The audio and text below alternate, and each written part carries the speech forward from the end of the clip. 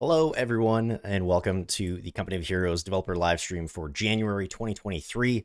We are about a month from launch for Company of Heroes 3, so it's very exciting times here, and I'm always excited to be joined by some fantastic folks from the dev team. A couple familiar faces. These gents have joined me on some past videos and live streams. So we'll go around the room. We'll do some intros if it's your first time here.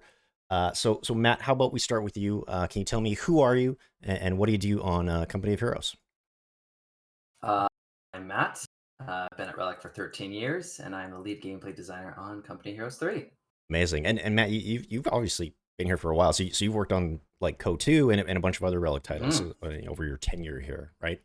Uh, Yeah, I had the opportunity to be on Code 2 pretty much for the lifetime of that product. awesome, amazing. And last and certainly not least, we have Will. Do you want to introduce who you are and what do you do on the project? And maybe you can tell the folks out there how they may know you as a prominent community member.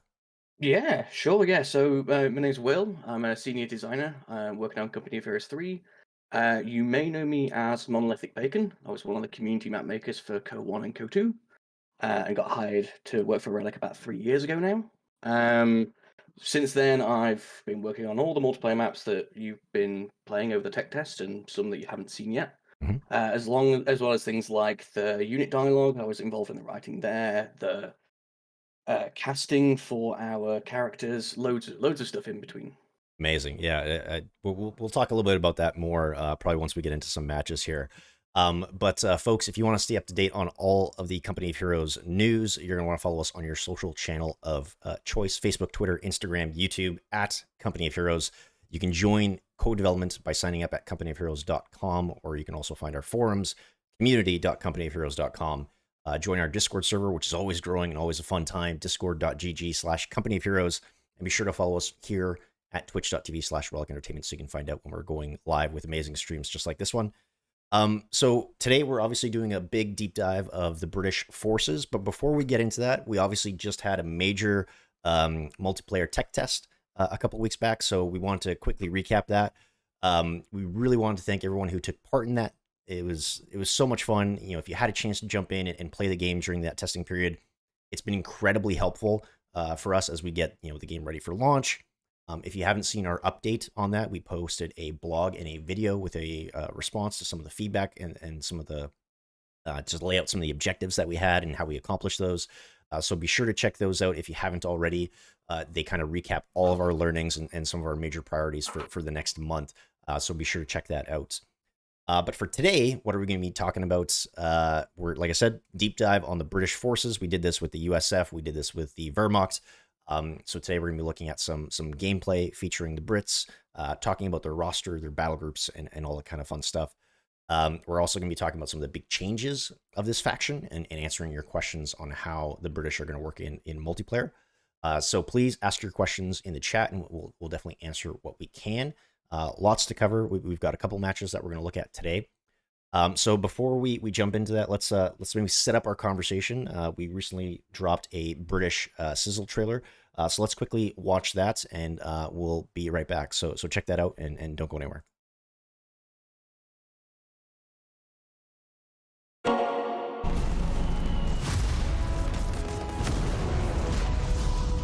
The British forces. Flexible, well-rounded, resilient. They can count on their tenacious soldiers, their indomitable resolve, and their Commonwealth allies to fight through any combat scenario. The British forces' adaptable units and artillery support make them flexible and efficient.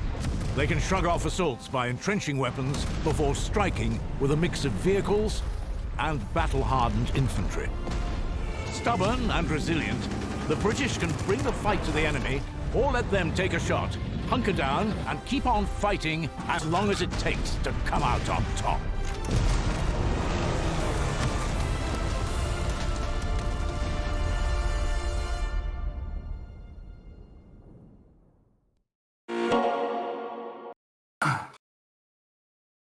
Awesome. So I really love that trailer. It always gets me hyped up to see those Sizzle trailers. So thank you again, everyone, for joining us. So, Matt, before we jump in and look at some of these games, we always kind of like to start these things with a big picture overview, and then we can get into some of the finer details about the British forces. So, I'm curious, Matt, how did we, or how did the team approach the design of the British this time around? Because they've obviously been a mainstay in the series for quite some time. Well, I mean, man, it feels like so long ago when we first started these factions and specifically the British. But so, you know, at the starting point of all this, we knew we were going to go with 4 factions out of the gates, and that this is also within the Mediterranean theater, and we wanted to make sure that with the British Army that we do them justice in both Italy and in North Africa. But they were very different armies in terms of how they were composed. For example, a lot of the equipment available to them in Italy was actually American at the time. Um, but yeah, so our starting point was just looking at the theater itself and what units were available and tools and toys and things like that for the British Army. And then I think ultimately when we looked at the research there as well as what we did on the previous games, we kind of wanted to start fresh with this army, and really see if we could still root it and ground it in some of its defensive capabilities and qualities and certain aspects that are thematic throughout all the series with the British forces. But we did want to implement and incorporate some nuance and a few other different things. For example, with the North Africa armies, specifically being the Africa Corps and the British forces, we wanted them to be more vehicle centric and more mechanized Right. focused all around. We wanted, instead of that defensive warfare, or what some players called Sim City of some of the previous British factions, we wanted a lot of vehicles. It's kind of Mhm. what we wanted in a way. So I'll pause there, but because I know there's going to be a lot more stuff to Yeah. tackle and to talk about. But I don't know, that's a starting point, and Yeah. we can get into No, more of it that's as we go. good place to start. So I'm curious. Will, maybe you can speak to this. What were some of our maybe big goals with this faction in Company of Heroes 3, and how may of that have differed from their past iterations? I know we can address this up front. In Co 2, the British were very emplacement focused. I know the term SimCity was thrown around a lot. Mhm. Was there an intentional choice to change how they play? Yeah, absolutely. We obviously received feedback from players from Co 1 and Co 2 about the state of the Brits. They were very much an enjoyed faction by, say, the casual audience, the SimCity, the emplacements, the entrenchment in particular. But it never really made them viable in a competitive roster. So we wanted to try and meet at least halfway. Um, and because the Brits this time around are being portrayed earlier in the war, it's 1941 in terms of the Brits in North Africa. This is still fresh off their defeats in France. This is still very much a youthful army. Because it's the North African desert as well, they are far more mobile. Yeah. So that was a perfect opportunity really to bring in new vehicles that we hadn't seen before and add that kind of mixed mobility with plenty of tools to at least start bogging down the enemy without going too far into the deep entrenchments, almost the World War One style entrenchments and defenses. Right, and I guess that kind of speaks to, Matt, something you were talking about earlier about this heavier focus on light vehicles sort of throughout the early and mid game. So Mhm. again, it feels like a very conscious choice to push Co 3 in that direction. For Um, sure. I'm gonna load up our first game here. This is gonna be a 1v1 that we're gonna be looking at. But while I load that up, Matt, maybe you can speak to where we feel the British kind of fit into Co 3's multiplayer when compared to some of the other factions. And I know you've talked about faction pillars a lot in the past. So maybe Yeah. you could speak to kind of where they fit and what some of those faction pillars are for the British, and I'll get our game ready. Sounds good. Yeah, let's see where to start. I think one of the things with the British faction or British forces is we wanted them to be a complement to the Africa Corps faction. And we knew with the Africa Corps faction that we were going to go for with a much more radical and highly complex faction. So to complement that and to off-center it, we wanted to go for a much more almost like an entry point British faction, a little simpler tech tree, a little more straightforward. We wanted to make sure that players could grasp that tech tree and they didn't have as many weak points throughout the different flows. We also wanted to make sure that they were a very well-rounded army, and you kind of see that in the Sizzle trailer in terms of what it mentions, but well-rounded, sturdy, and resilient, and flexible. And I think that's flexible. Like we've talked about diversity a lot in quite a few of the other deep dives that we've done, and we know that's a big pillar for all our faction design. But flexibility is another component that I think we've kind of pushed to the limits also with all our factions this time around. And what that means when I say flexibility is that we're looking to see a greater range or a greater band between allowing factions to be both offensive and defensive and to play. So if let's say I like playing defensively, but then oh man, I can only play the defensive faction. We want to allow players to be able to play defensively, even with maybe the offensively oriented faction, Right. or vice versa. So in the case of the British, we want them, they may be rooted in being a little bit more defensive compared to the Allied counterpart in the US forces. But we did make specific intentional design changes to allow the British to kind of pierce into enemy lines, maybe a little bit better than the past, specifically with their armor, but also with their infantry. Yeah. Okay. Yeah. No, that's a great way to outline that. I really appreciate that flexibility that players now have with all the factions.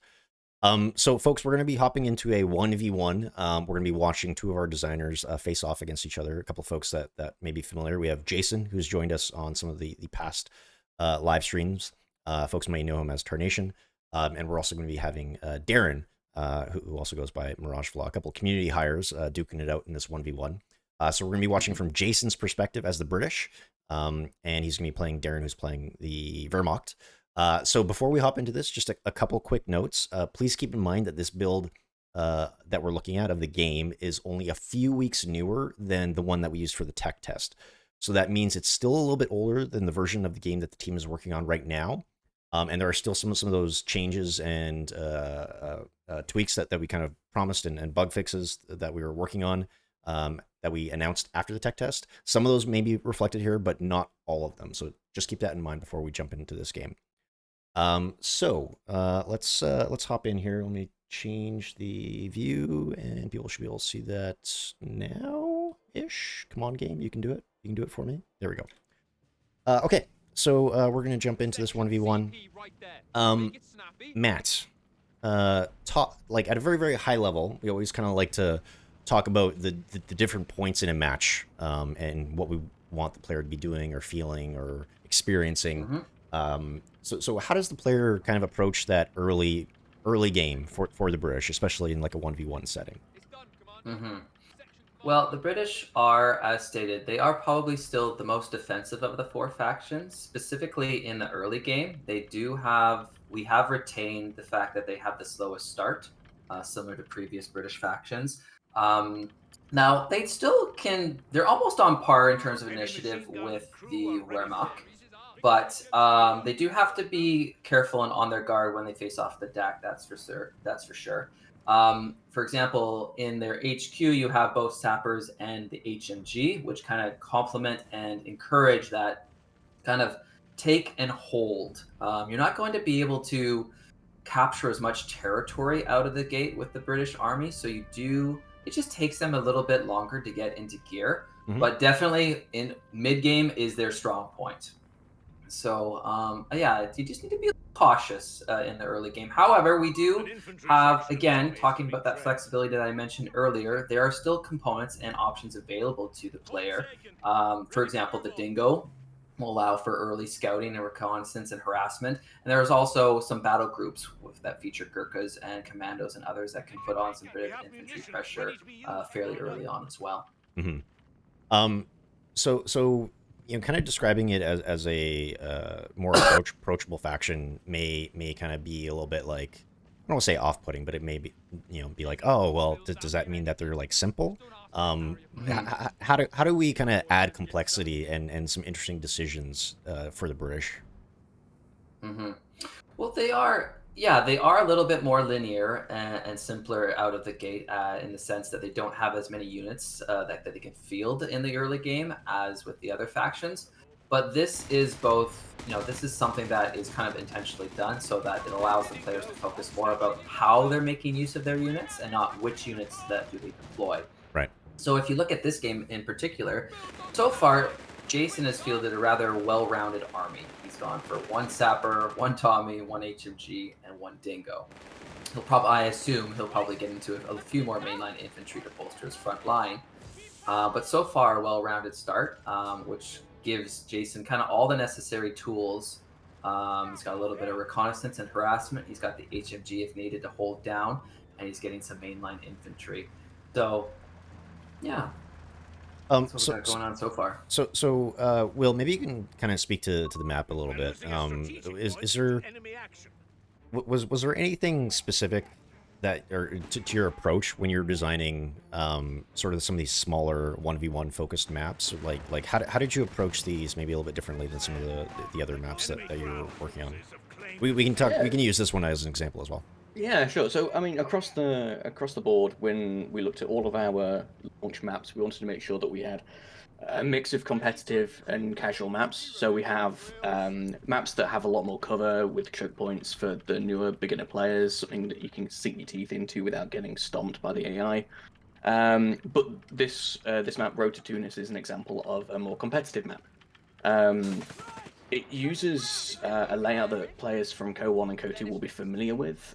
It uses a spiral layout. So if you were to go, say, counterclockwise around the map, you have better access to higher resources. But the more resources that you go for, the closer to your enemy's HQ you get. And instead of going for, say, the central line of the map, just pushing all the way up, there's not much resources in doing that. You want to focus heavily on one side or the other. And it also has very, very strong cutoffs, which is certainly not something that you'd expect to see in a casual map. Right. Yeah. And so like the central road that runs the right way through this map, those are both cutoffs. And they will do some serious damage. You only have to hold them for a few seconds, even just decapping. So your opponent isn't getting the resources on their side of the map can really damage you if it's done for long enough. Right. So can you explain that concept maybe for some of the newer players? So basically, if I capture that cutoff, then the territory points that I control that are no longer attached to the rest of my territory aren't providing me resources. Is that kind of the idea? Exactly. So if you look at the mini-map at the moment, Jason's holding his side of the map, which is, if you go in counterclockwise, is where all of his munitions and fuel points are, well, at least for the most part. If that road is disconnected, all those points on the other side of the road will be flashing because they're not pulling in any resources. So I think, if I'm not mistaken, Jason would drop down to only having 10 munitions and 10 fuel income. The average for our economy is expected to be about 40 munitions and 20 fuel per minute. Mm-hmm. So he'd be at a significant advantage, way lower, lower than half in most cases, than what he should be getting. So it can be pretty disastrous if you let that road be cut off for too long. Mm-hmm. So Matt, if I'm a newer player going hands-on with this faction, maybe for the first time, what would you want me to know as I hop into the game? Oh boy, that's a tricky one. I think one of the things that, before I answer that, I'm actually going to call out the fact that I'm just watching the game right now, and I saw some questions in the chat about this. So someone was asking about if the British have base artillery available to them, and they do. So that is one component that we liked from Co2 that we wanted to port over for this game. Mm-hmm. Is that the British are artillery supported. That was also another one of the British the pillars for the British Army, is that we wanted to feature artillery prolifically throughout the army. And another mention I just wanted to call out, because I've noticed that Jason's got 3 Tommy squads on the field, is that we referenced Co1 when it came to the flexibility of the Tommy squads and the different upgrades that they could field. So in Company Heroes 1, you could go for a recon package, rifle grenades, and a Bren gun, I believe.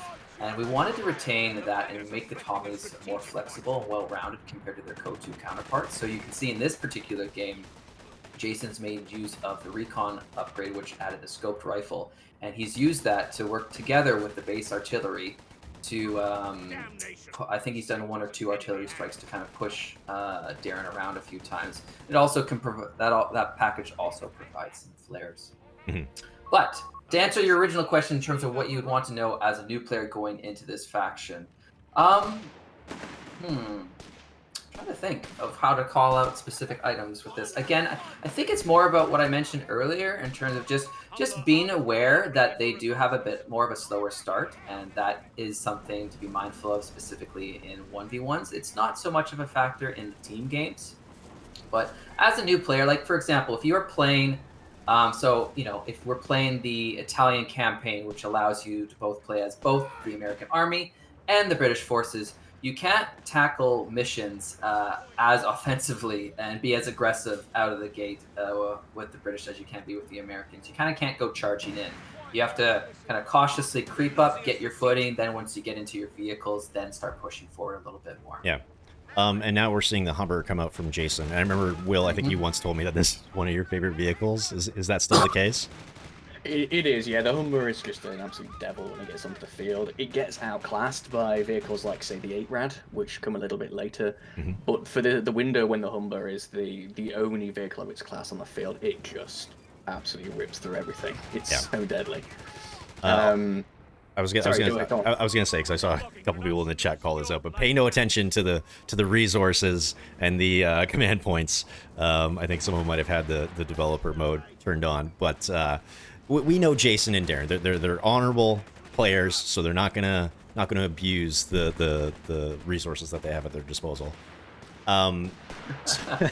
So we did mention some of the major changes that the British are seeing this time around. And most that are watching this right now probably likely went hands-on with them a couple of weeks ago. But can we talk about some of the decisions that went into their roster or maybe their production buildings, and how did we approach this design, Matt? So like, compared to like Co1, Co2 Brits, when it came to like building out that base roster, figuring out what units go in which production building, how did we approach that? Well, as I mentioned earlier with the tech tree, we did want to hone in on. We honed in pretty early on with a simplified tech tree because we didn't want players to get too hung up on the tech tree itself. And then there is just a plethora of vehicles in this army. A lot of light vehicles and also a lot of heavier tanks as well. There's one of the things that the tech tree features is what we call exclusive choices. So you can see in that tier 2 building right now that you can specifically call out the bishop or the Stuart tank to kind of bolster your forces.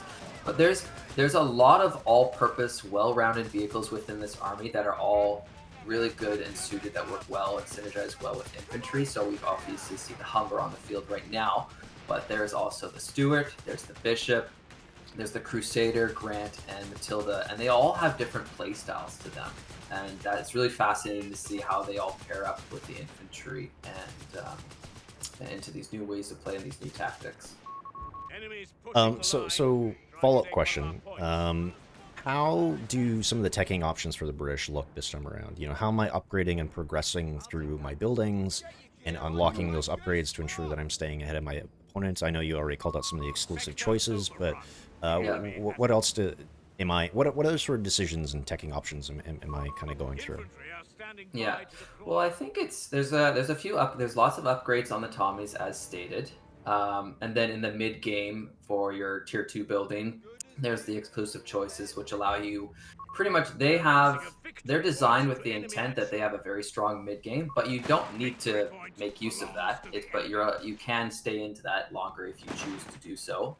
And then you can get into the final tier, where again, there's just a lot of available options to you, and then you can spec harder through those exclusive choices. So pretty much what we have is a fairly linear tech tree that has additional options throughout what the player can then field in terms of units. There aren't as many global upgrades or unit upgrades to this army, again, because we wanted to keep them a little bit more simpler, a little bit more refined, and a bit of a tighter experience for players. So the other thing I'm kind of curious about is the new ways to play that are on offer for fans of the British, because we do have some interesting battle group decisions and choices. This time around, Jason went with the Indian artillery battle group. I think this was kind of a fan favorite during the technical test. But yeah, Will, maybe you want to jump on this question, but like, what are some of the interesting new ways to play the British that are on offer this time around? Yeah, well, we might as well start with the Indian artillery since it's what Jason's gone for anyway. So we've already talked before about the battle groups, how they kind of a new spin on the doctrines and the commander system from the previous games. With the Indian artillery, you have either a path towards making your infantry more resilient or cheaper, bringing out units like the Gurkha, and then progressing down towards the war cry ability and pillaging. To give you an example of what Jason's got at the moment, he's gone for cheaper reinforcements, so his infantry losses will not impact him as much. He's gone for the Gurkha infantry, which are kind of a mid-game strong anti-infantry squad. He's equipped the Gurkhas that he's got with Bren guns, so they're better for the long mid-range engagements, but you can give them Thompsons for the close ones. And he's also gone for pillage, which means that any infantry losses he inflicts will reward him with munitions, and any vehicle losses he inflicts will grant him fuel. So now Darren has to be careful as to what units he throws away. Right. For example, this Whirlwind, if he lets that get caught out in the field by infantry, he's going to end up paying for it. Yeah, I actually really love that ability because it kind of incentivizes you to play a little bit more aggressively, which is it's just always fun. Yeah, and that's the intention. That's one of the ways that the British can be the more aggressive faction. Now Jason has that incentive to push harder, and Darren has to be a little bit more careful. But the same can go for the other battle groups that we have, like the British Armoured, which has access to the Churchills, the Black Prince, improved repairs and sappers. But we also have the Air and Sea, which is a mix between the Royal Marines and the Commandos. So the Commandos will have your typical power drops with your pack howitzers as well, whereas the other side will have access to the 95mm Centaur, which will is so much fun. That thing punches through buildings and cover like it's nothing. Yeah, I think we'll see more of that battle group in the next game. Perfect.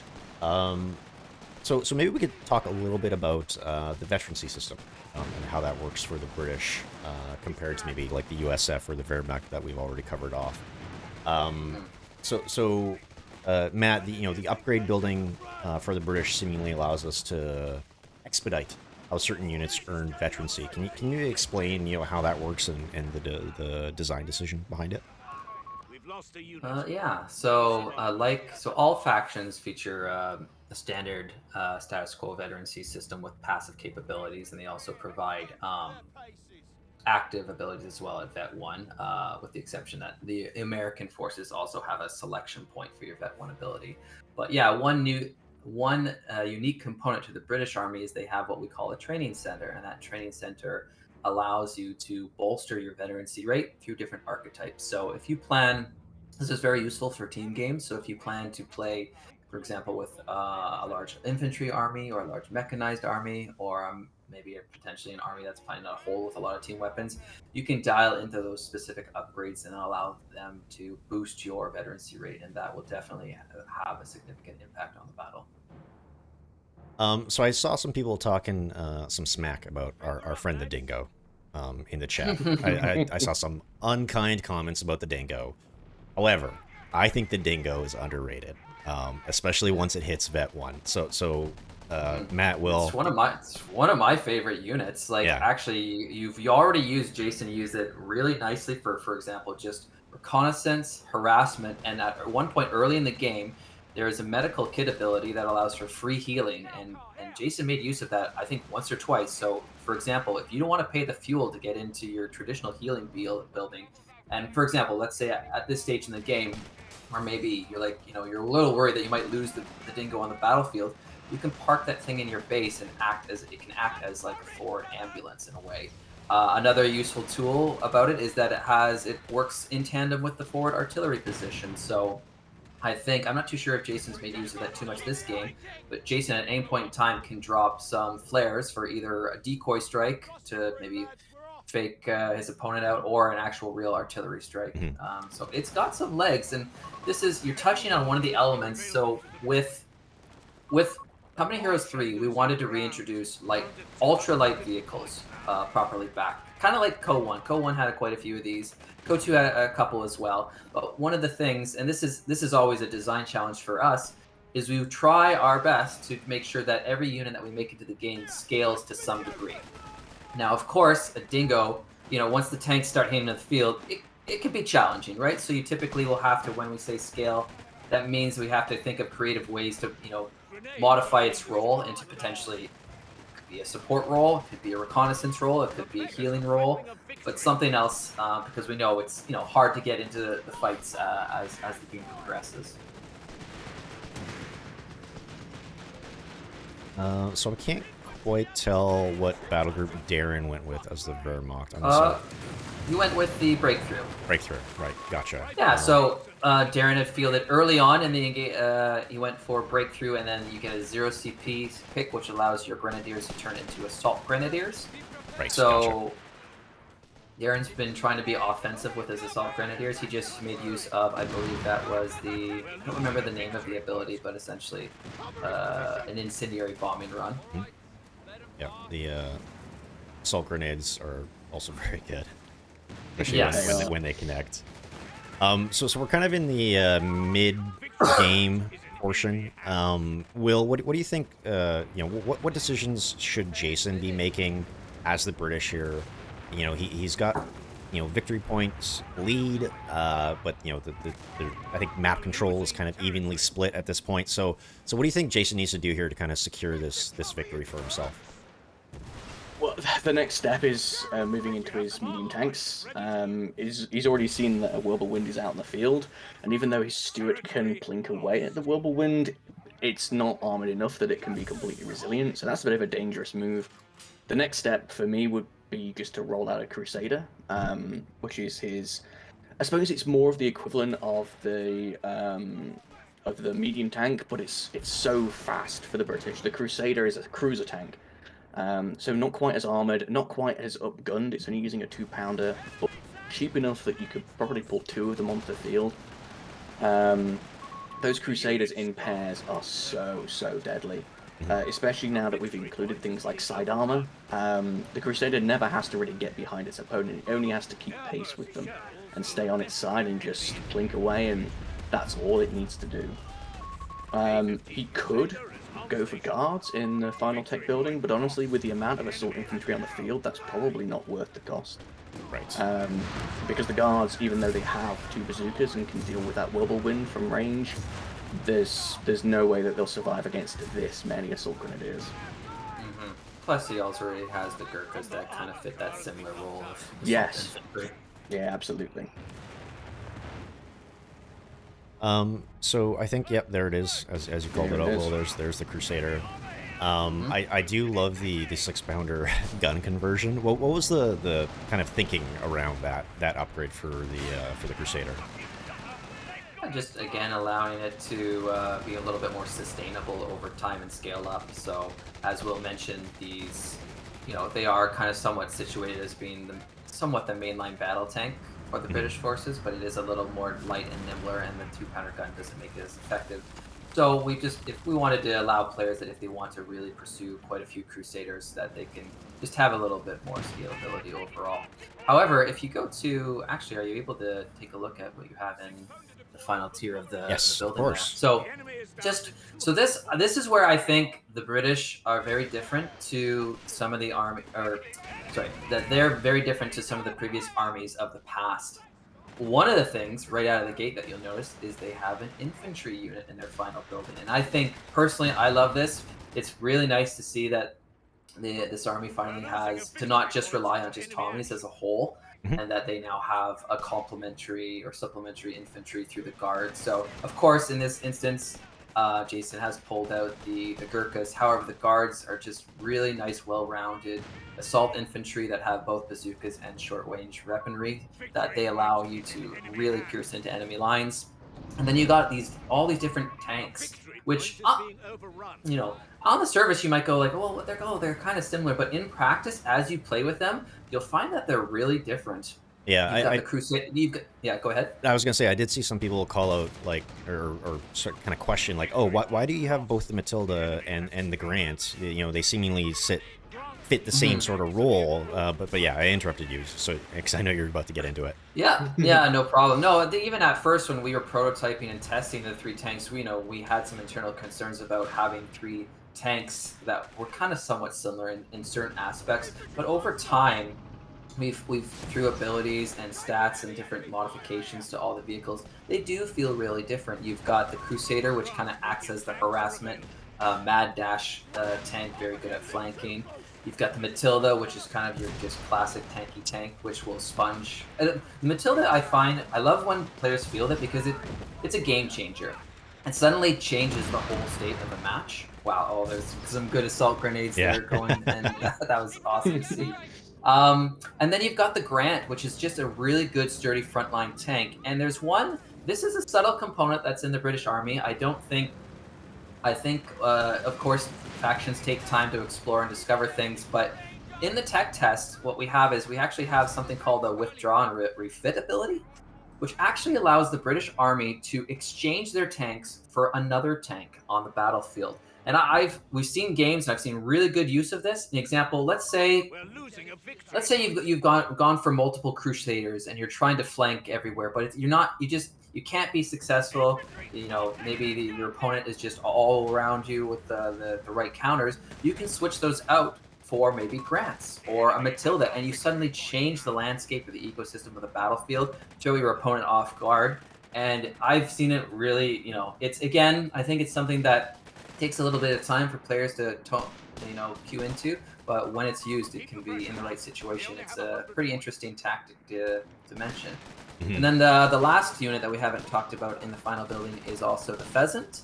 And this one, both the DAC and the British forces feature a towed large caliber anti-tank gun, which is awesome to see.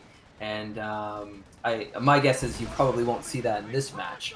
However, that hits hard and is really fun. And unlike previous games that is featured in placement, this allows you to be mobile with that 17 pounder. Right. So I feel like this match is starting to wind down. Darren's kind of on the back foot here. Will, if you're playing as the Wehrmacht here, what would you try and do with this sort of last big push? Honestly, Jason's got so much infantry, I would probably have to spec into something like a Brumbar or even side deck into a Nebelwerfer. Mm-hmm. But at this late stage, it is hard to justify something that is anti-infantry only, because there are tanks in the field, and there's more and more tanks coming onto the field now. Yeah. This is a tough spot, and with those Crusaders, even though an anti-tank gun would be an option, you are going to have to get them on the right draw. Like, the Crusader is fast enough to outflank an AT gun, in the same way that it's fast enough to outflank a Stug. The Panzer IV that Darren's gone for is probably the smarter option here, trying to get another one of those, because at least they have a turret that can turn and catch up with the speed. But now the Grant is on the field as well. In a one-to-one fight, that Panzer IV is going to be really struggling. Yeah, and I feel like that double artillery barrage of the airburst and the normal barrage in the mid there a couple minutes ago was pretty devastating for Darren. Yeah. Something I noticed with this fight as well that is a little hidden gem in this battle group. Jason unlocked the heavy mortar, which is only available with the Indian artillery. That comes into the map towed. That comes with the 15th CWT truck, which is the British reinforcement platform. So that truck can reinforce troops in the field. It can be upgraded to heal as well. But it seems like Jason's done well enough, and he's kept that Dingo alive long enough to have the healing on it, that he just hasn't needed to use that. Yeah, I think the other really cool thing about the heavy mortar is, I didn't realize this until recently, is that it has crazy range. Like, it's incredible at like reaching those far distances on the map and sort of surprising the enemy. Oh yeah, especially on a map this size. Yeah, it's very effective. Mm-hmm. So I think this match is about to wind down here, so we'll maybe ask a question while we transition to the next match, which is going to be a 3v3. But Matt, maybe final thoughts after seeing that match. What was your big takeaway in this British versus Wehrmacht 1v1? No, I really like watching these two factions go at it. I find they have, because I think we're still as developers in the discovery phase of actually seeing how these two particular factions stack up to each other. Mhm. In that particular game, I really liked Jason's use of like just a fantastic use of combined arms across the board, of course. Very well artillery supported. Now, in Yeah. that artillery from via, you had the Dingo, you had the recon package, you also had the airburst, and it really kept Darren off balance. Had to keep shifting. And I think another notable for me in that game is you really saw how the British, their mobility shined in the mid to later game, specifically with their Right. Yeah. vehicles. Like you really see that Jason spread Darren out on a wide front. You know, he had the Humber, the Stuart, the Crusader, all these vehicles kind of everywhere. And the Wehrmacht, they do need to maybe probably consolidate their forces and bubble up a little bit more. So it was really interesting to see that defensive versus mobility style of the vehicle matchups within that space and how that played out. But it was a good game on both fronts. It was really fun to see Darren use the assault grenadiers as well and the incendiary bombing run and pulling out, you know, a lot of different tools. I Yeah. think he had a rough go with his flat gun. I saw that get artillery or nuked at one point. I think it might have even by the Dingo barrage actually, and I know we were talking about the Dingo might, but something nuked that hard. But yeah, no, good game for both of them. What about you, Will? Any big takeaways from that match that we just watched? It's funny that the way I play the British is always different to how the most competitive players take it on, which is kind of the beauty of the faction. I like that they can be played from a more casual perspective without losing what we want to be. Mhm. But most of all, I'm disappointed that Jason didn't tow that flat gun away with his Dingo. He nuked it, and it's there for the taking, and that's one of my favorite things to do. The Yeah. Dingo can just pick up abandoned D weapons and take them back to base. Mhm, mhm. But come on. Yeah, come on, Jason. What are you doing? We're about to get into a 3v3 match here, but before we do, question I wanted to pose to you, Matt, is in terms of multiplayer balance. That's always a tricky question and always one of those sort of ongoing conversations with players as we sort of see feedback and we get data once the game is live. You know, we can adjust things down the road. But I'm curious what kind of like unique challenges that the British might have posed when you were balancing them for a more competitive environment. I know this is maybe more of a question for Jason, but maybe you can speak to that. Yeah. Well, we did know that going into it with the army designs of all four of them, that as mentioned earlier, the British would have the slowest start, so that would be one of their weak points, and they'd also have a weak point at the end in terms of their vehicles.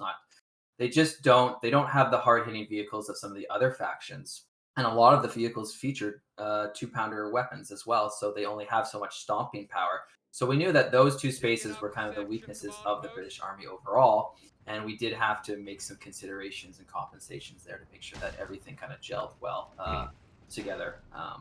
Another notable, though, is specifically with team games, is that these factions are always designed that. So, for example, with both allied factions or both Axis factions, they're designed to kind of complement and cover each other's weaknesses to a certain degree, as well as the battle groups. They're there for that. So, for example, as I mentioned, you know, that late game being potentially a little weaker for the Brits, you know, they can tap into an armored support commander to help bolster that if they're concerned about that, as an example. Or they depend on artillery or heavy infantry or other sources to help them in that space. Right. So we have jumped into our 3v3. I'll make this full screen here in a second. So in this match, we're actually going to be watching this from Darren's perspective. He was the Wehrmacht in the last game. He's going to be the British this time around. So we have 3 British allied players. So along with Darren, we have myself and David, who is one of our mission designers. And on the Wehrmacht side, we have Marco, who you may remember from the stream we did last month, or the Wehrmacht deep dive. And joining Marco, we actually have 2 of our Discord moderators. So a huge shout out to Demonic Spoon and Loop Free for helping us record this replay. So team games, obviously a little bit of a different dynamic. Will, where do you think the British kind of shine in the larger team game modes? I personally prefer to play them as the artillery support when it comes to team games. So units that you won't necessarily see in 1v1 games, like the Bishop, really shine in this mode. So instead of teching into a Stuart, because you've got allies who can reliably bring out that early anti-vehicle gameplay, I just side tech into bishops, bring a couple of those out, and just provide support wherever needed. Especially when you've got other allies that are playing as the US, they can be the aggressive ones, and you can help bolster their positions, use your early MGs to hold any territory that's, say, airborne, snatch at the very beginning. And then when it comes to the mid-game, you can start rolling in tanks early because you haven't spent fuel on, say, stewards. Right. So maybe we can talk a little bit more about battle groups, because this time around, I think Darren, we saw the Indian artillery battle group last time. This time, Darren went with the British armored battle group, and I'm fairly certain that both David and I went air and sea. So we get to see both of those battle groups here. I'm kind of one of the things I really do love about the British is their battle groups. I think there's a lot of flavor there. There's a lot of really cool abilities and units that we can unlock through those battle groups. Matt, when we kind of approached the design of the British battle groups, what were some of your big goals when kind of putting those into the game? Well, usually when we approach just battle group design as a whole, we look at Code 1, for example, and the doctrines and companies that were present in that game. We try to round the armies out and cover those weaknesses, and we determine, what types of playstyles would be good to interact with in terms of their weaknesses and strengths. So typically, some of the traditional classic stuff is usually like an infantry-centric one, an armor-centric one, and maybe perhaps a balanced one. Or sometimes we also take the approach of this is a dedicated battle group towards early game focus, and some are maybe later game focus, some mid game. That's another approach that we often take. But I think with these ones, we just wanted to inject new ways to play, get some interesting units on the battlefield. And I think and we touched on this a little bit in the last game, is the British, like a lot of their offensive toolkit is through the battle groups. So regardless of which battle group you select, whether it's Gurkhas, whether it's Commandos, whether it's armor with the Crusader AA or the Churchills, a lot of their punch comes from their battle groups. So that is a theme throughout all three of their battle groups. But of course, they all have different phases and different stages.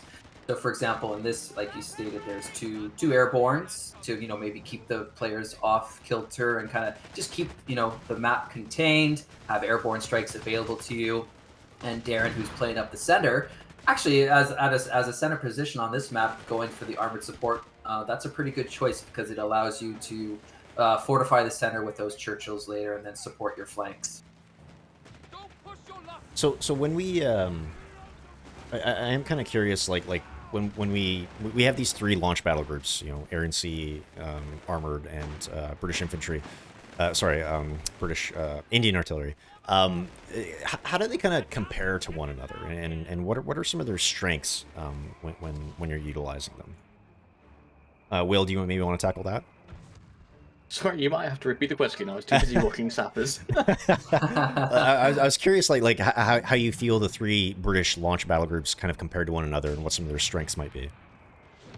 Yeah, I think there's a really nice variety. We've already seen the Indian artillery focus very, very heavily, not just on the artillery, but on the infantry side of it. It works not necessarily the same, but in a similar vein to how the US infantry doctrine did back in Code 1. Really promoting that use of infantry to get most of the jobs done, and then artillery to hammer the positions that they can't handle. The armored support is the complete opposite. It is so much more to do with keeping your vehicles repaired and in the field for as long as possible, swapping out the ones that you don't need, and then bringing in the heavy support at the end to punch through for you. Mm-hmm. And then the air and sea is almost like the go-between. It has the niche of, say, a normal airborne battle group in that you can call in commandos, and the commandos in this are just as good at harassing positions, dropping in behind enemy lines, laying demo charges, capturing territory, all that sort of stuff. But that tech tree is followed with strong air support from the RAF. And then on the opposite side of it, you've got more of the ground war with, say, the 95mm Centaur, and just generally battering down defenses so that the commandos can do more damage. Yeah. I think earlier while you were chatting, we saw Marco lose his sniper mid, so Darren was able to pick that off. So I'm sure he was happy about that. I did see a question in the chat about battle groups and how many we plan on having. So Matt, maybe you can tackle that one. So we've got 3 for each faction at launch. And what's sort of the long-term plan there? The short version of the long-term plan is to add more. Good enough. Very mysterious. Short and sweet. Very, very simple to answer. Yeah, I wanted to keep it short and sweet. Yeah, that's fair. So okay, we're about 7 minutes into this match. It seems like the British have been doing fairly well in terms of map control. The Wehrmacht have more victory points right now. How are we feeling about this match so far? Like, Matt, if you were on the British side, what would you be telling your teammates right now? Well, one of the things I think both the British and the Wehrmacht, they tend to do well when they coordinate and collaborate. And even though the British have, I like to see in each one of their lanes, they've done definitely an admirable job. But I can sense that they're not supporting each other as much actually as they probably should be. And I wouldn't be surprised, and you can kind of even see this going on right now, is that the Wehrmacht are pushing back. So this is, you really want to kind of cover each other's weaknesses and kind of like bolster, maybe even, and also plus this is just a team game philosophy as well. It's kind of maybe best to focus on 2 areas as opposed to all 3. And you can see that the British army are getting stretched a little bit thin. However, they are transitioning into their mid game, which will allow them to punch back. We were talking about battle groups. Oh no, that poor Humber. Poor Humber. I just went to see what was happening down there, and it died instantly. Yeah. But as Will was talking through the battle groups, and I know we, of course, you tend to focus and fixate on the units themselves because they're a very attractive piece. But one of the other notables about the British battle groups as a whole, they have a lot of support capabilities to help out the team. So examples, for example, the armored support one has field recovery bays. So you can, if you're going to do a bunch of vehicles, you can put some repair bays down. Another good one is the, I'm forgetting the name of the ability, I think it's like Naval Blockade, which will stop the enemies from grabbing points or slow down the rate, something like that. And there's just other capabilities throughout all the different battle groups. Again, there's of course the artillery and the airstrikes that can be used, wherever your weak point is. So I think what I'm trying to get at is I think the British have a lot more support tools to help maybe your team out a little bit more, where, for example, some of the other factions have more maybe dedicated tools to just help the actual player out a little bit. Right. Will, what about you? If you're maybe let's flip that question. If you're the Wehrmacht here, what's your approach to try and put the British on the back foot? From the looks of it, they're bleeding tanks. The Stuart got taken out, the Dingo's been taken out, so chances are they're not going to be fielding very much in terms of armor, or at least probably not as good. I would rush straight for maybe a Whirlwind, or if you can, push for that Panzer IV straight away and just start causing damage where possible. But on this map in particular, this is L'Aquila. You essentially have 3 major lanes. You have the urban area, which is quite dense, which we're seeing right now. Very, very dense streets, probably not the best idea to pull tanks out in this location. In the south, you've got an industrial complex, which has lots of retaining walls that you have to be careful of. But in the center, you've got a tank's playground. This is a nice open lane where you can go down the train tracks or the 2 roads either side. And I would just push as hard as possible with armor right through this space and just knock them back to their HQ as early as possible. One thing I also maybe wanted to take a side tangent on, Will, is something that you mentioned at the start of the show, and the fact that you were really a major player in helping write a lot of the unit dialogue, doing a lot of the voice actor sessions, doing those recording sessions. I know you were working many a night on GMT time to get that stuff done. So and again, I think one of the important sort of hallmarks of the franchise is that the in-game unit dialogue or barks are really fun and exciting and memorable. So I'm kind of curious what our approach was this time around when sort of working on a lot of those, just a lot of that speech and a lot of that dialogue, and how we approached it this time around.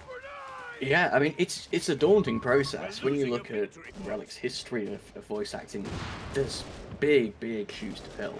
Mhm. But we wanted to make sure that we at least went with what was memorable. So, for example, the KO2 British faction were iconic because the use of different regional accents for different characters made them so much more memorable, so diverse. And even if you are a English second language player and you don't necessarily understand the nuances of the different regional accents, at least it's some distinction between them. We similarly tried it with the Italians and the Germans. We wanted to have the different regional accents in those characters where we could. Um, from what I gather, there's not quite as many as there are in the UK. The UK is insane for the number of regional accents and dialects.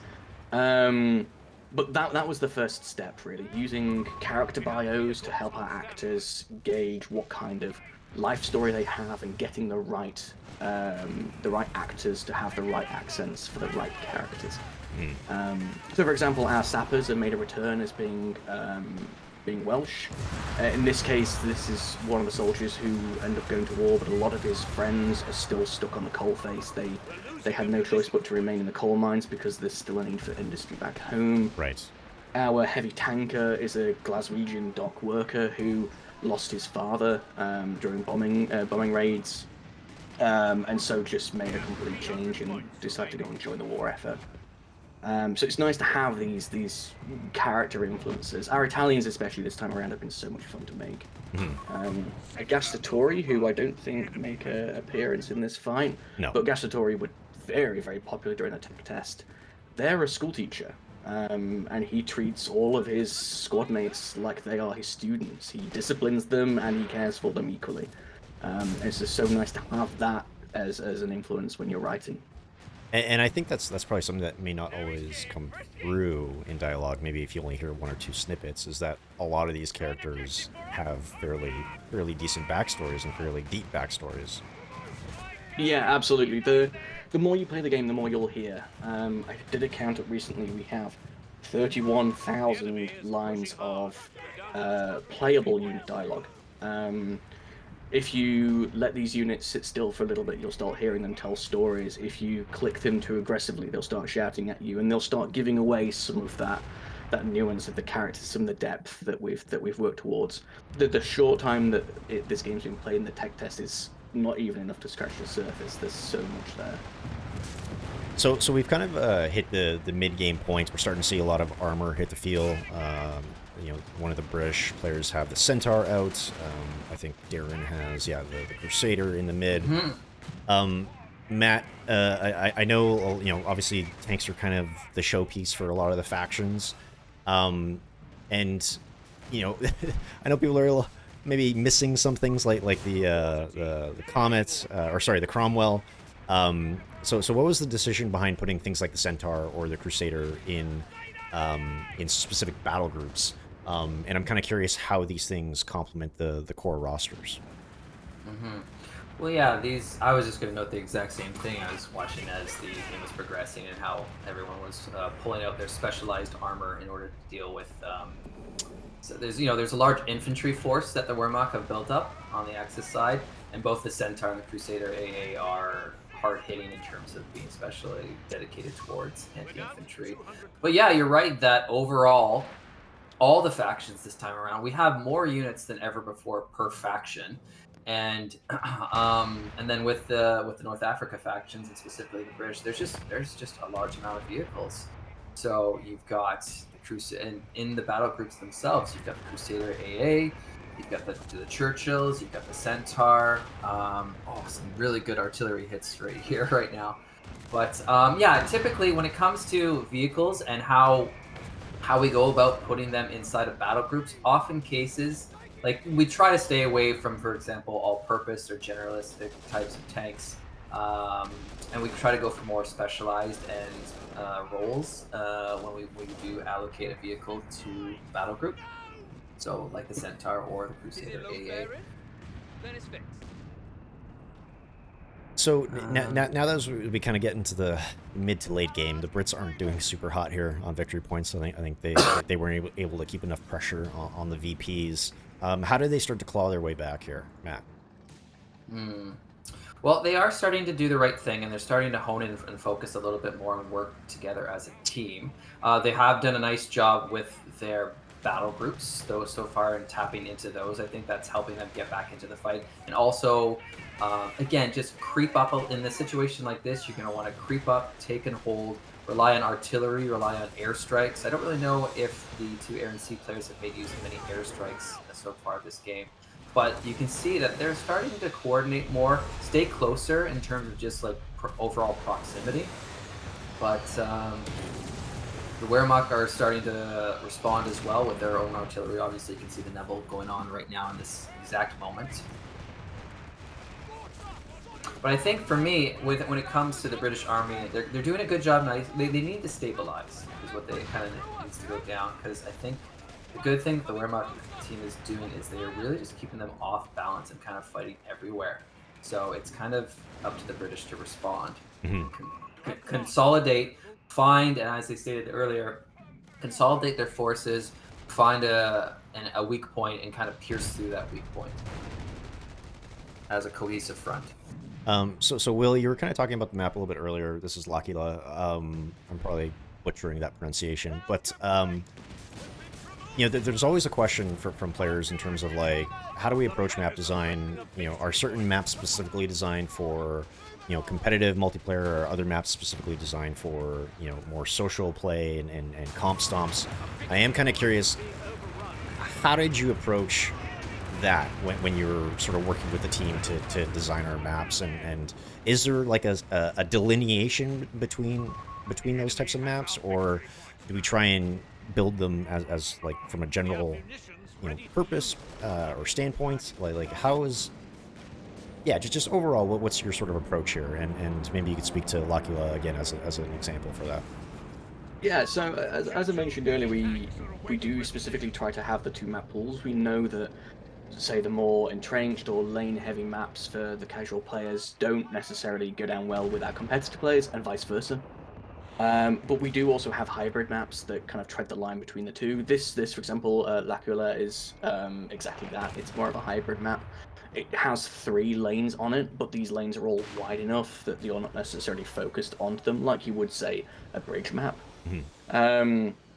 So where we can, we will tread the line between the two to make sure that our launch map pool is robust enough to get the most out of it. But in the future, we'll end up looking into more, say, tournament-specific maps for the very competitive play, and then the more heavy casual maps like our 3-lane bridge maps, because we know how popular those sorts of maps are. Right. But these decisions are made very early on. When we look at the very beginning of the process, we will make a decision as to what kind of map we want in this space, and then the design will go from there.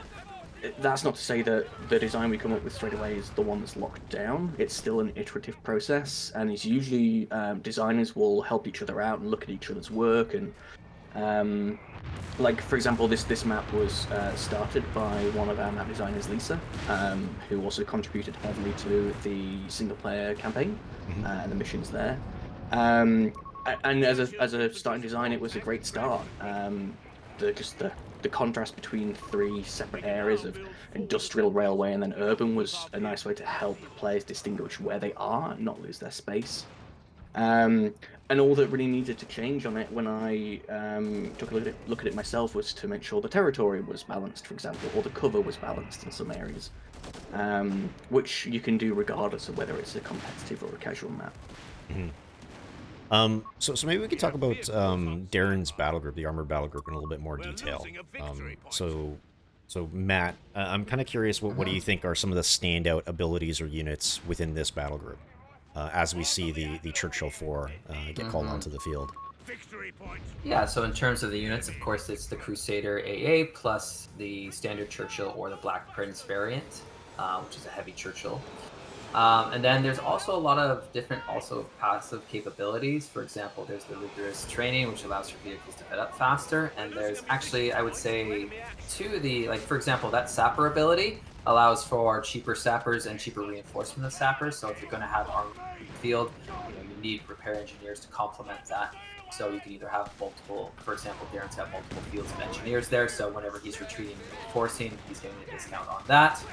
I don't think he's tapped into the repair bays, but sometimes depending on the heat of the fight and if you're widespread, it may not be the best thing. But there's also some artillery at the end of the tree as well. The recon artillery is definitely, I'd say that one got used quite a bit in the tech test demo. But the designate targets is actually a pretty, like in this particular instance, that designate targets would actually be a pretty good ability to make use of, because O2 had an ability where you can mark a vehicle. This allows you to mark like a large area. So in this instance right now, if they wanted to do a big push, they can mark that Panther and other things to make increased damage. So that, again, this allows you to kind of really help just creep up a lane. Right. And one thing I wanted to just segue to briefly, because I know it was asked in the chat, but we haven't managed to get to it yet, is that how are the British Army, how is it different between multiplayer and single player? Because it actually is. So in a way, we kind of have two British armies because we needed to support both the multiplayer experience and the single player experience. So in the single player experience, you fight as the DAC versus the British in North Africa as the AI opponent. But then you also fight as the Italian British forces in the Italy campaign. Now, for the most part, those armies are fairly mirrored and about the same. I'd say 80 to 90%. Of course, there's different colored skins that are more appropriate for that theater. But where there are a few different changes is their vehicle set. And the reason why we did that was to be to strive for more authenticity within the theater. So, you know, at this time, as I mentioned earlier, their equipment was largely Lend-Lease based on American usage, and they, you know, weren't fielding Crusaders and Matildas and other types of vehicles like that in that theater. So we made a few swaps there that we thought were more appropriate, and that's how we proceeded to just kind of round up the army, just to keep it, you know, a little bit more authentic and immersive towards what that experience was truly like. Right. So if you ever, when you get your hands on single player and you notice those subtle differences, there was intention there.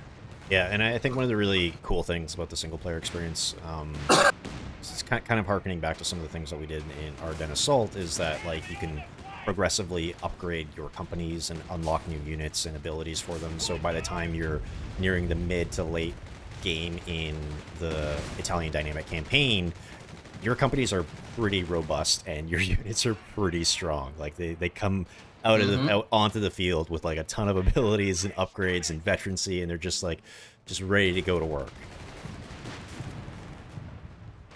So again, you know, the British have kind of clawed back. You know, the Wehrmacht VPs are really ticking down now at this point. Do you think they have this in hand, or is it still kind of anybody's fight at this point, Will? Honestly, if I were the Brits in this point, I would be scared. Yeah. I'm seeing 2 Panthers on the field and very little anti-tank. The anti-tank gun right in the middle just got wiped out, and that one's been decrewed. Honestly, if it were me at this point, I'd probably be going for a 17-pounder to try and hold back the armor in the central lane, but that is risky with so little manpower. It appears at the moment their economy is doing okay in terms of income. They've got over the average in terms of fuel income, but his manpower is just being torn apart because of how much infantry he's got and how many losses he's been taking. So this is a bit of a tough spot. Potentially bringing out an upgraded Crusader, so the Churchill can soak up damage from the front and the Crusader can flank, keep that Panther busy. It's a tough nut to crack, this one. They are pushing pretty hard. Yes, speaking as someone who played in this match, I definitely didn't prioritize anti-tank as much as I should have earlier. I think I was trying to go a little bit heavier on the artillery. I think this, I was just going to mention, I think this match is showcasing what I said earlier in terms of the British having a weaker late game overall, and that you do require some clever tactics in the late game. You kind of need to coordinate more in the late game, because you can see that the Wehrmacht are just making use of their mainstay armor for pretty much Panthers and Panthers. And as the British forces, I think in this instance, they're leaning a little too hard into specialized armor. Right. So the Crusader AA, the Centaur, the Matilda, the Churchills, So what would have probably been good was, and I guess also there's the fact that we have 2 airborne players, so they were probably more infantry focused as a whole. But they need to make sure that they stabilize their front with either AT guns or I think probably what would have really helped the British in this particular game was some grants, especially because of how this map plays out. At least having a main battle tank that can hold the line and fend off the Panzer force.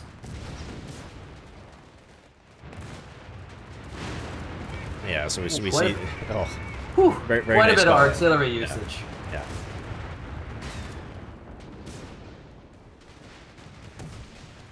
So Will, maybe circling back to voice work, I am kind of curious what some of your favorite voice lines are.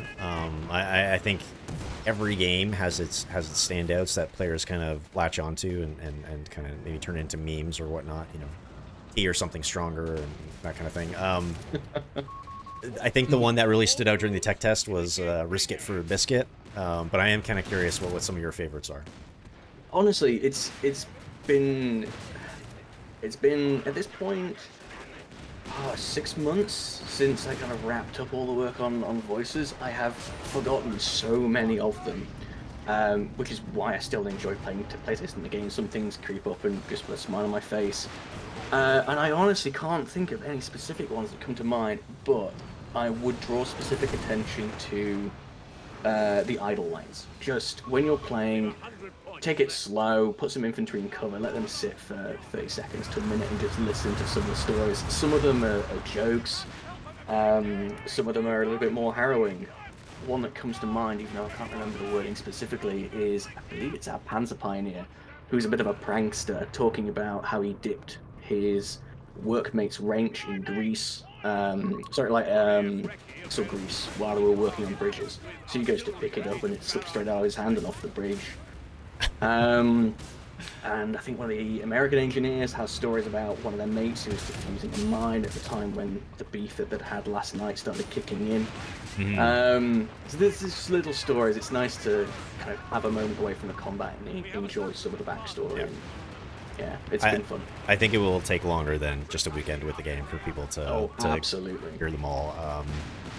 And I think we also have the annoyed voice lines again, right? When the player clicks on them a little too much. Yeah, every unit has an annoyed voice line, so if you rapidly click them enough times, they'll shout at you. And we have versions in combat and out of combat. The in-combat ones are for those that are probably a little bit more pro, because you have to be concentrating on only one unit while you're doing it, and not be babysitting them. But yeah, they were very fun to record. Yeah. And it's always nice going into a recording studio and saying, can you be as pissed off as possible with me? And they relish that. Yeah. So I feel like this match is pretty well in hand for the Wehrmacht at this point. Matt, what could they have, I know you kind of already alluded to this, but what could they have done differently to claw this one back? Because I know you said they may struggle a little bit late game, but I also feel like they do have some really good tools at their disposal to come back. Yeah, I don't feel like I can add too much to what I've already said in terms of coming back. Right now, it's definitely looking pretty challenging. You just saw that moment where I'm going to guess it was someone like Marco who just had that row of tanks, yeah, just all lined up in the middle, yeah, kind of like come at me, bro. But yeah, I think just a little bit more coordination throughout both the early and the mid game to just stabilize their front. And also, this is where, because the British Army has exclusive choices within their tech tree, it does mean that those choices can be hard choices, and you want to make sure that you're coordinating with your teammates to make sure everyone's kind of covering their weaknesses. Yeah. There was a lot of infantry there was a lot of infantry presence for the British Army as a whole, and it is an urban map, and you can definitely make use of that for quite some time. But you can see that the Wehrmacht responded. I think 2 of their players responded with the mechanized battle group, and they fielded 8 Rads and Panthers, and that is, it was difficult for the British to figure out what to do after that, I think. So yeah, just some of it is just general coordination as a team game. Plus, there's the fact that everyone playing is, we're still just figuring out how to play these factions ourselves. So definitely a lot of artillery in this game, though. It's it's been going off. Yeah, quite a bit. That was going to lead me to my next question. Will, is the destruction on our maps this time around. It seems like I remember there were a lot more buildings here last time I looked, and it's fairly flat. So I guess that will obviously change the way that we're playing and the way that we approach some of these fights and some of these battles. And I'm kind of curious how, as a map designer, you make some of those decisions about like, hey, which buildings do I want to blow up? What paths do I want to open up? How do you approach that? Yeah, this is actually one of my favorite aspects of doing urban maps. So the main difference, if we haven't covered before, is whereas in Co 1 and Co 2, when a building's destroyed, it collapses inwards. You can't garrison it anymore, but it becomes a blocker. You can't shoot through it, you can't move through it, and that's it. It's done. In Co 3, we have buildings collapsing based on what hit them. So if you use a flamethrower or, say, a lucky grenade takes the building down, that's not enough to blow it apart. It will still collapse in on itself and become a blocker. But if you drop artillery on it, or you run an airstrike through it will blow the building apart, and then that becomes not only cover for infantry, but it becomes a route that vehicles and infantry can move through. So it means that we can have urban maps where we can expect players to create new flanking routes. And whenever I play, I will usually just have an AT gun or a tank that's set at the back, going, okay, that building could be used by my enemy, I'll just take it out. I don't need there to be an enemy in it already. I know it could be a threat to me, so I'll just destroy it, and then it will collapse in on itself, so they can't even use it for cover. But yeah, it's really helped with our urban maps, especially with other things like Breach and having more access to flamethrowers and satchel charges across the factions. Urban maps are more fun than ever before. Yeah, and I think the Wehrmacht have also made pretty good use of destroying the environment and using their call-ins to flatten things out and force the British off of certain points. I think this is going to wrap up pretty quickly, so we may as well come up with some final thoughts. Matt, what was your big takeaway from this game, or what do you think are some really cool things that you're glad that we were able to show players today if they didn't get a chance to see them in the tech test?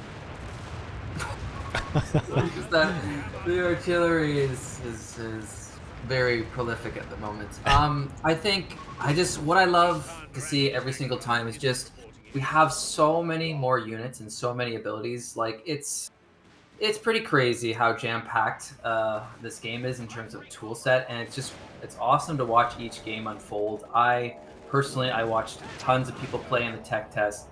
It was so awesome to see all the different strategies unfold, all the different new ways to play. Even from down to this little vet ability or that passive capability to these big globals, to the airstrikes, to every component that makes up all these armies. So that was just really exciting, and it's so valuable. And truly, I'm grateful for everyone that played in the tech test and provided feedback, because we were able to absorb just a ton, and we know that we're only going to be a little bit better as the game continues to shine. Yeah, and I know, just speaking from conversations I've had with other team members, like the data that we got from the tech test was really invaluable in terms of like stress testing things, ensuring that we can lock down any major bugs so that the game runs as best as it can at launch. And I know a lot of the feedback that we got is going to help inform some of the balance and design decisions that your team is going to be making in the days ahead, right? Absolutely. So there we have it. I know some folks said that we stage these, that we always let the faction win that we were highlighting, but unfortunately this time around the Brits couldn't quite do it. So Will, what were some of your big takeaways, Will, from that 3v3? I mean, I think they played well. It did unfortunately run away from them. With that type of map as well, like, even though they had very good armor, like Matildas and the Centaur towards the south, because they weren't pushing in deep enough, it meant that the enemy tanks were able to relocate from the center where they were clearly winning, and then kind of push them back. With a map like that, you have got to try and keep up the aggression as much as possible. There are so many different resource points because we're using the Co-1 style of resources. You have to steal as many of them as you can. Right. Sitting on the halfway mark isn't going to do it, especially when you're losing.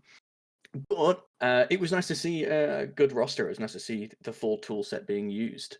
We saw plenty of Churchills. The Commandos came out for a brief spell. The Centaur seemed to last forever. And then the Gurkhas in our first game. It's been nice to see the full lot. Yeah. So something I should have called out earlier, I totally forgot I had this on hand. And Matt, you actually requested this, is we actually have the new tech trees. We have these great visuals that players can check out. These are on our website, companyofheroes.com, and I think if you go to the media section, you should be able to find those all there. So yeah, we have these awesome tech tree layouts for all the factions. I don't know if there's anything that you wanted to add to this, Matt, or if you just want people to go and take a look at them and pose any questions after the fact. But we do have these for all the factions on the website. Yeah, I would just say to have a gander and absorb it. It's a really good way to process the faction as a whole and just to see the full picture, the breadth of the tool set. I think we've spoken we've covered a lot of the tech tree today and almost every single unit within. Yeah, I think we've pretty much covered everything in terms of the unit and capabilities for the British Army between this alongside the battle groups. And yeah, I don't really have anything to add at this time. Awesome. Yeah. So be sure to check those out on the website. And thank you very much, everyone, for joining us today. I think it was great to watch those matches and to have Will and Matt with me here. Again, as always, if you want to stay up to date with everything that we're doing on Company of Heroes 3, follow us on your social channel of choice at Company of Heroes. The Discord is discord.gg/Company of Heroes. And of course, right here on Twitch, twitch.tv/Relic Entertainment. For everything else, sign up for co-development and to check out the forums, go to companyofheroes.com. So again, thank you, Matt. Thank you, Will, for joining me today. We're going to be doing another one of these soon, like probably within the next 2 to 3 weeks for the DAC, for the Deutsche Afrika Corps. So be sure to come back for that because we want to get that in before we launch, which is February 23rd. I think we're all really, really excited. It's palpable on the team. So Matt, final thoughts before we say goodbye? Just truly thanks again for everyone watching today and for all the help and support through the tech test. That was fantastic. And it's just laying the foundation for us and assisting us as best you can there. So thank you again. Amazing. Will, final thoughts? Yeah, very much in the same vein. Thank you for everyone who's given feedback along this journey, for everyone who took part in the tech test. It really is inspiring to see you play. It's inspiring to see how many people are enjoying this, and it's great to get honest feedback.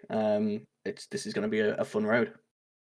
Amazing. So thank you again, everyone, for joining us. You can check out the past deep dives on our YouTube channel. And until next time, when we're going to be talking about the deck, signing off, and we're going to go risk it for a biscuit. We'll see you next time, everyone. Take care. Bye all. Bye.